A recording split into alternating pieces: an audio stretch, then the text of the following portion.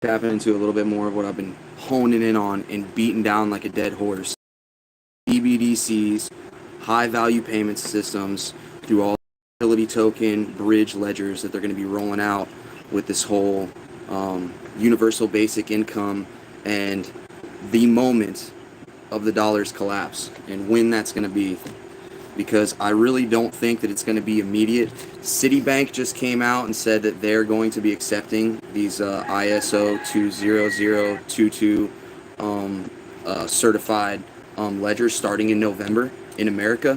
And I found out that actually somebody from Wells Fargo actually said that they've been training for the last couple months on exactly how to work these new payment methods, on exactly how all of this is going to be going down, and they were saying it's going to be phased out through until 2025. So the moment of the dollar's collapse, when is that going to be? The big thing is going to be on-demand liquidity. And when on-demand liquidity actually happens, everything is going to be facilitated and traded based on your currency's liquidity, which America has none. Okay? No gold in the reserves, and we owe debt to everybody.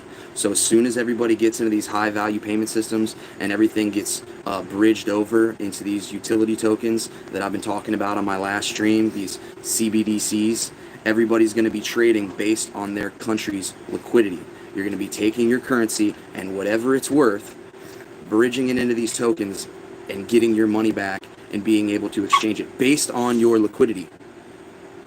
So the moment the dollar collapses isn't going to be when they're using these utility tokens. The moment of the dollar's collapse is going to be whenever we're trading based on liquidity.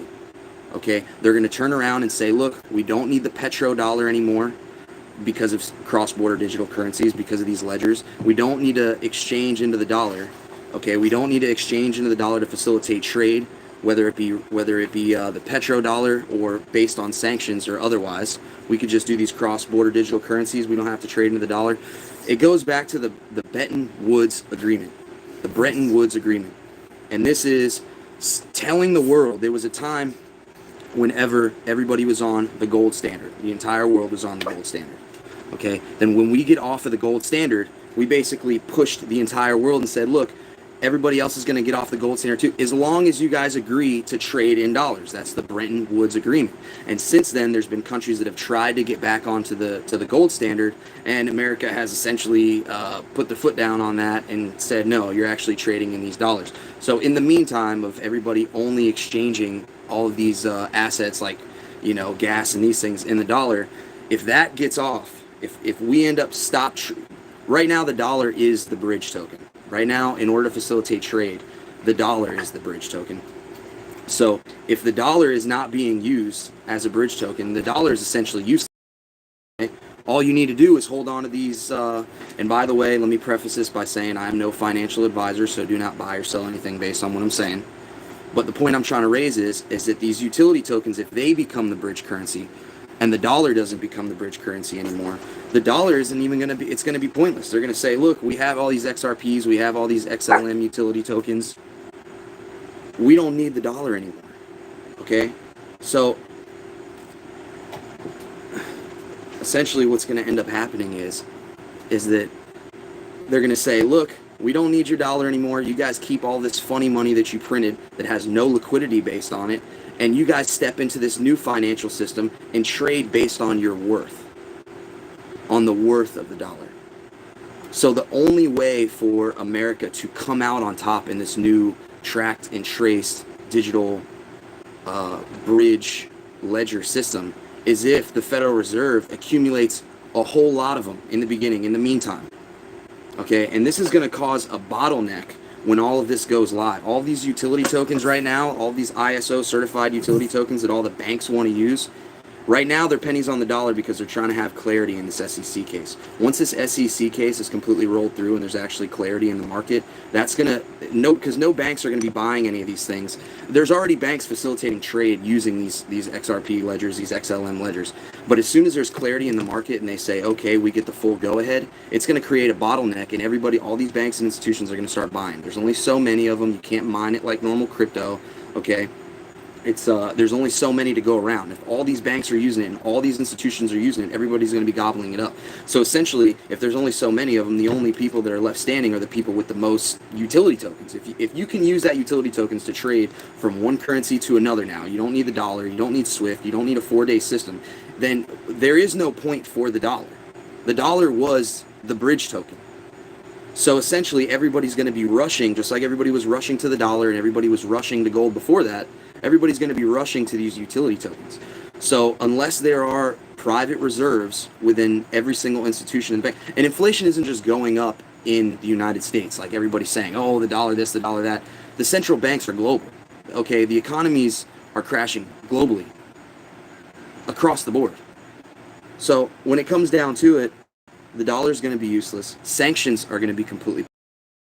Okay, and once this whole clarity is, if they move the entire stock market, upteen trillions of dollars in the stock market, they roll it over to these ledgers, and now everybody settles within to like 1,500 transactions per second as opposed to 2 to 3 days. It's all going to be, you might go onto your TD Ameritrade on your app on your phone and says you need to update. So you update your phone. Oh wait, I don't have to settle in 2 to 3 days now. It'll just settle instantly. Oh, okay, cool. But on the back end of these technologies, they're using all of these same ledgers. Okay, every single app on your phone, your mobile app, is going to be doing the exact same thing. Okay, it's not going to be trading through the dollar anymore, and nobody is even going to know this is going on. This is going to be on the back end of these technologies. You're going to update your phone on your mobile app. Oh wait, I can exchange Bitcoin into my bank now. Oh, that's cool. Little do you know that this is all due to the dollar not being the main bridge token. In my opinion, what price will XRP go to? Best guess. Man, in order for it to facilitate, because they're talking about these utility tokens being the number one, shaker and mover of the whole world's GDP between gold and stocks and real estate. And that's the thing, is that they're using XRP for liquidity. And it goes back to the same thing. I'm glad you brought up that point, because this goes back to the on-demand liquidity. So in order for it to facilitate all the trade and provide all the liquidity for the entire stock market, the entire world's global retail trade, for the entire world's everything, XRP and XLM, if they're going to be providing liquidity, there's no telling. There's honestly no telling, because they very well could completely artificially, if they wanted to, they could completely artificially inflate the price and say there's a scarcity. So now, so they want it to be stable is the whole thing. So whatever it gets to, that's where it's gonna go. Okay, there's going to be a demand for it. Everybody's going to, and these in my opinion have already been talked about. Whatever price point it's going to be, it's probably already been discussed at Davos. It's probably already been discussed when all of these when all of these programmers were trying to introduce this technology to all these billionaires. They were going to say, look, your money is safe here. Okay, and there's a lot of these people on all of these on all the people that are behind all these hybrid cryptos. Like Quincy Jones, for example, he's one of the programmers for XDC. He's claimed to talk to, he's like, look, when I'm explaining multi-billionaires, this is what they, so these companies are trying to get these people on board with it. In order to do that, everybody wants to know, A, their money is safe going from A to B. That's why all this whole KYC protocols and know your customer protocols are such a big deal right now with the Security Exchange Commission, is because all these bankers want to know that their stuff is completely, secure. So not just the transaction, the blockchain is secure, but they want to know the stability is secure. Somebody says all assets will be tokenized. Yeah, all assets, in my opinion, I think that that's the direction. That goes into the metaverse and everything. I mean, if your mortgage, they're saying that your mortgage can be tokenized, and there are people that have been talking about everything, about a global ID, like a globalized ID, and there was all sorts of because the separation of powers, you can't have a global ID, you know what I mean? So, but yeah, and not even just assets being tokenized, but identity. Okay, you're talking about things that aren't even assets. I mean, ideas will be tokenized. I mean, and sold shares to, like NFTs. I mean, but the moment the dollar collapses, is significant, because right now there's already price points about what oil and what the price per barrel of oil is going to be, something like $400 a barrel, and that hasn't come about yet. So the U.S. is going to be put in a position to where, if they don't get on board with these CBDCs and gobble up as many as they can in the beginning of these certified ISO utility tokens, then they're going to be forced to trade on a market that doesn't care about the petrodollar anymore, B, a market that doesn't care about sanctions anymore, and geopolitical relationships anymore, that the U.S. was effectively keeping internationalism at bay. So they're going to be dealing in a market, and C, going to be dealing in a market that's completely liquidity based. So if all war debt has been accumulated and is on the back end of that completely as a direct correlation to inflation, essentially throughout all these conflicts and all these crises, and every single reason why Congress passed all these bills and decided to borrow money in this huge 21st century, 20th century lending crisis, has completely contributed to inflation. Now we're going to be stuck left with our, with our stuff in our hand, sitting there and saying, okay, United States, you guys go and trade based on your liquidity now, and trade based on nobody giving a crap about the dollar anymore. And all of the crap that America put everybody else through, don't think for a second that all of these same institutions aren't going to be putting America through these exact same hoops and ladders. Okay, the thing about America is, it sets us apart from every other country, is all these other countries have 20-year plans, they have 30-year plans, they have 40-year plans, effectively on economic plans, on cultural plans. Okay, America doesn't think that way. America thinks in terms of their quarterly earnings reports. Okay, as long as we're in the green on our quarterly earnings reports, then that's okay. And that's the worst part. And this whole universal basic income, with the white paper saying that the national debt does not outweigh the amount of money that we're able to pay it back. They're trying to say that that's a myth. Okay, everybody's just ignoring the problem, passing the buck, and all of these spending bills are generational theft. Okay, this is theft and inflation that will affect kids and kids' kids and kids' kids' kids to come, generations to come. Okay, and everything is not even showing up on the market because the inflation isn't truly showing up because everybody has to trade around the dollar. So everybody's just has their head in the sand right now because the dollar is so important. As soon as these cross-border digital currencies go live, there's going to be no need for the dollar anymore as far as a geopolitical position. It's not going to matter. Sanctions aren't going to matter. Who cares if America says you have to trade using the dollar, because this new global standard says we don't need to trade exchanging everything into the dollar first. We can exchange with these bridge ledgers.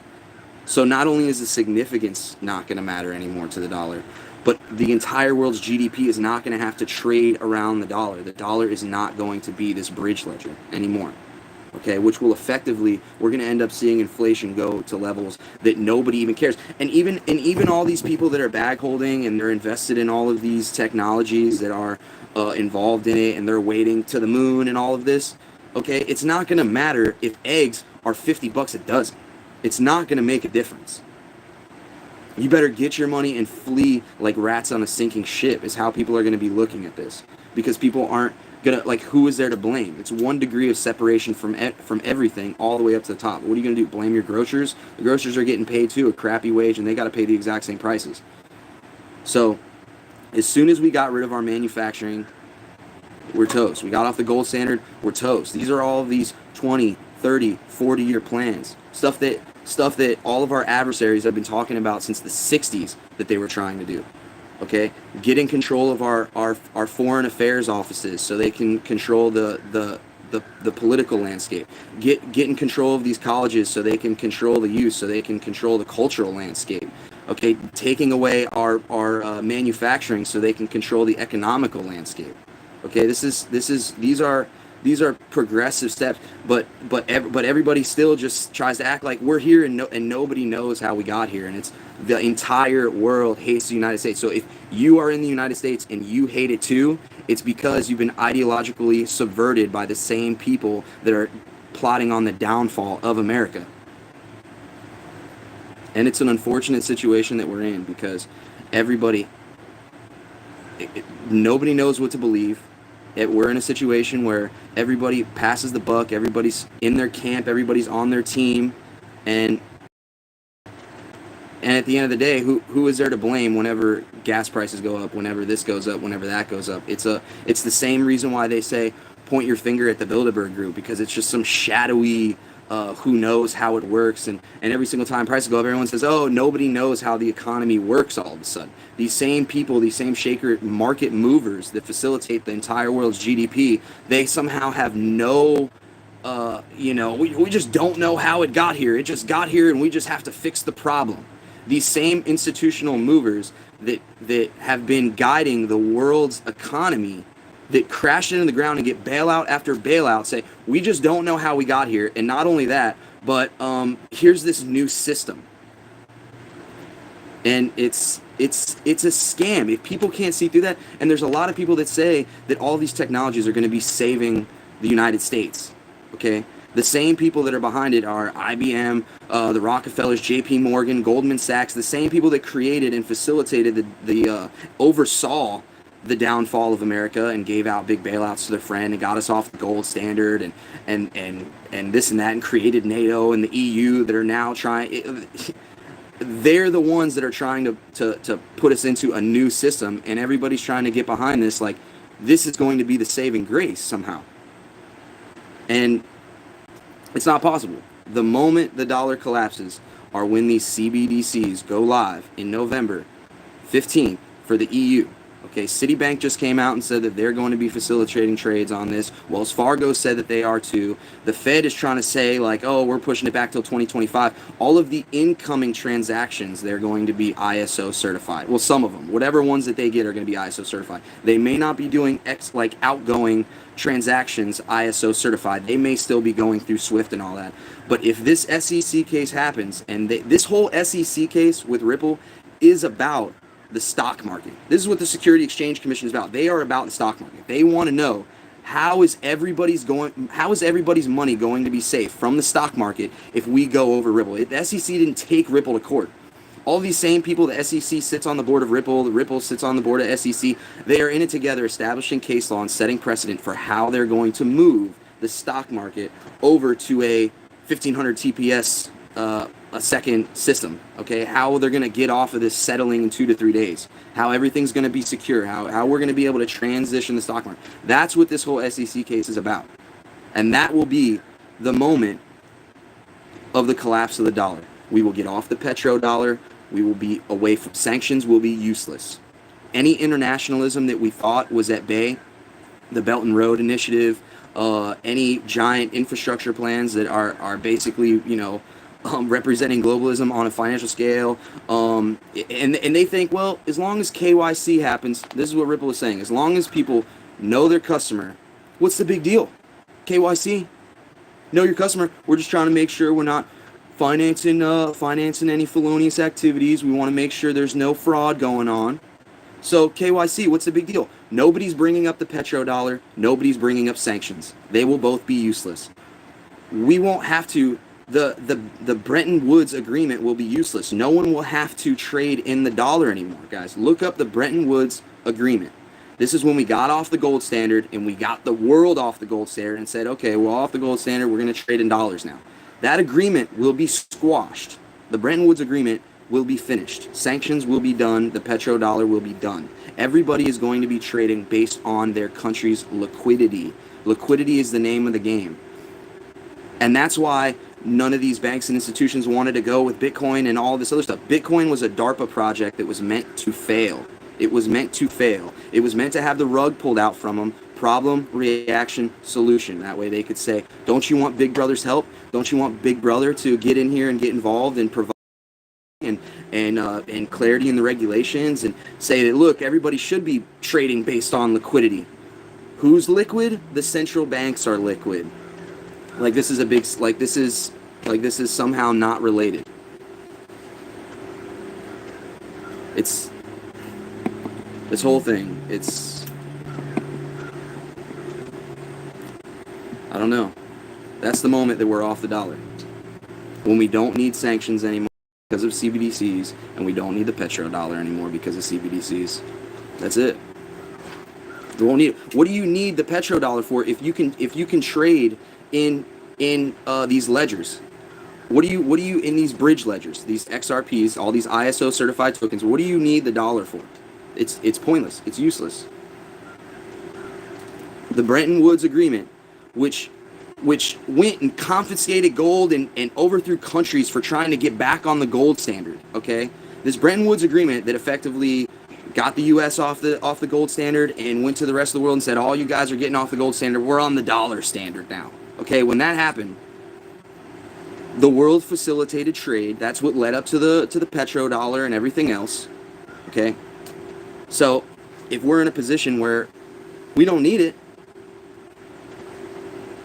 all these countries that got dealt with because of the Bretton Woods Agreement, why isn't anybody saying anything about when people are going to court and talking about, well, it's KYC, as long as we know your customer, who cares if the transact, this is just going to be easier and faster. We're going with technology. If you don't go with technology, this is the whole ideology behind it, is it somehow if we're not going with technology, that it's a bad thing. Instead of stepping back and be like, yes, we do have the technology, but what are the implications of this technology? Yes, it's secure. Let's just say, for the sake of argument, that there's no backdoors in blockchain, okay? And it's completely secure and it facilitates. Trade is done on something. There's more involved in trade than just KYC, know your customer, okay? Than knowing the person you're trading and making sure it's not fraud. Of course, everybody's money has to be secure. Let's just say there was some dictator out there that, because of these people had to launder money in order to get this guy and prop this guy up, and let's say there's all these felonious activity, all these factions that are basically are not able to be funded because of the current 2 to 3 day transaction, all the different currencies, all the different separations of power that occur. This is going to be instantaneous now. Just because there's a name and we can certify this, he's got an ID. Okay, so now he's allowed to send whoever he wants money because you have an ID. Okay, and this goes back to them destroying the separation of power. If you get rid of the separation of power, that's called communitarianism, which is communism. Okay?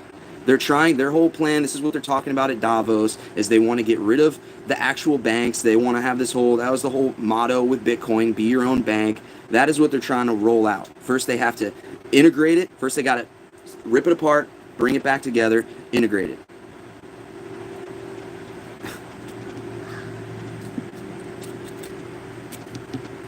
That is the moment of the dollar's collapse.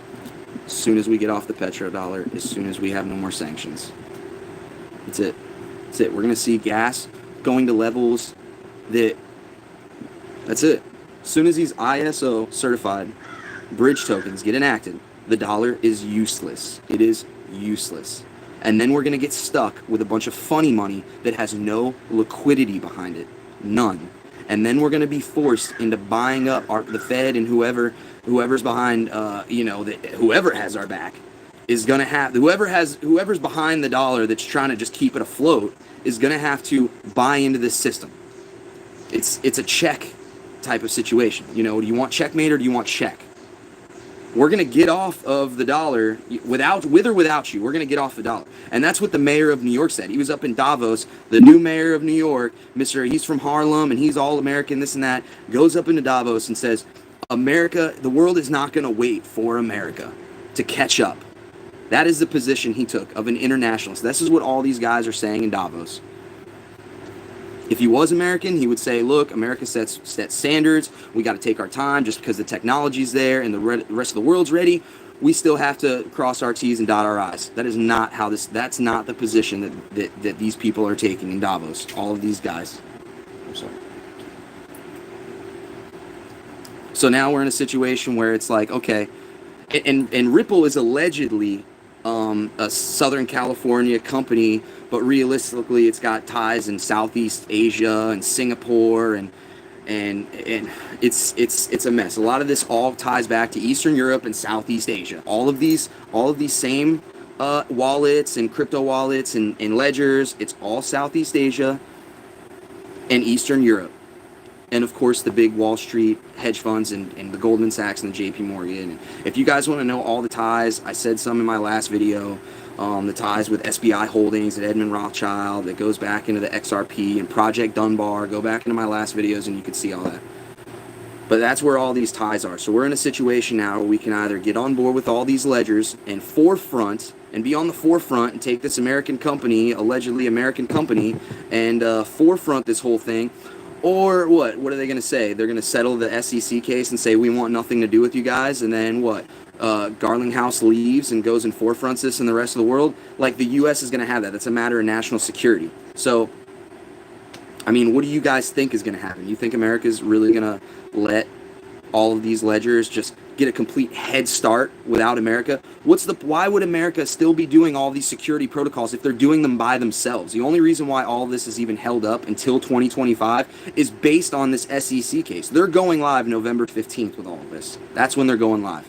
Okay, so what's the point of America staying in the dust and just trading by themselves, jerking off in the corner? There's going to be no need for sanctions, no need for the petrodollar anymore. Who cares about SWIFT at that point? You're accepting transactions from everybody else not using the dollar. What does it even matter at that point? Of course, they're going to get pushed in a situation where they're either going to forefront these ledgers or they're going to get and have to buy into all of these technologies, whether America likes it or not at this point. It's already too far along. They're in court right now with the SEC. It's already too far past whether America's going to get in on it. Okay, it's at the point now where they're in court with the SEC trying to figure out how this is all going to work. So I just wanted to touch on this. I don't want to just beat it down. We're already in it at 30 minutes, and the moment of the dollar's collapse is when we get off sanctions and we get off the petrodollar, because of these high-value payment systems, cross-border digital currencies based on on-demand liquidity, which is what this whole thing is about. Okay, they want on-demand liquidity. And America is going to have to trade and facilitate their own trade based on the liquidity of the dollar, which there is none. It is a debt-based inflationary currency that has been usurped, used, and beaten. So starting November 15th, when this is supposed to go live, and everybody's trading and facilitating trades in all these currencies, this is going to be the moment. That's the moment right there. And prices are going to go through the roof, and nobody's going to know why. Just like gas went to X amount of dollars, and everyone's like, whoa, it's going to be like that, except on a massive scale. Double, triple the price. Nobody's going to have to trade using the dollar. Things are going to go through the roof, out of nowhere, starting in November, seemingly for no reason. Little do they know, the back end of TD Ameritrade is using these technologies to settle these high-value payment systems instantly. Now, where nobody's going to have to settle 2 to 3 days. And we're like, oh, that's convenient. My bank's cool. I could deposit Bitcoin into my bank account. Cool. You up?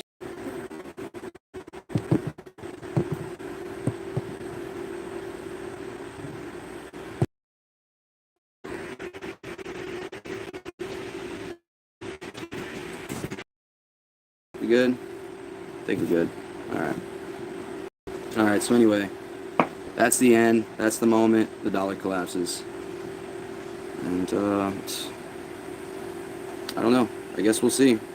Hopefully I'm wrong. I really, for the love of God, hope I'm wrong. But let me get out of here. It looks like the powers that be really don't want this stream going down, so I'm just going to cut it short. I don't know. Hopefully it all logs in.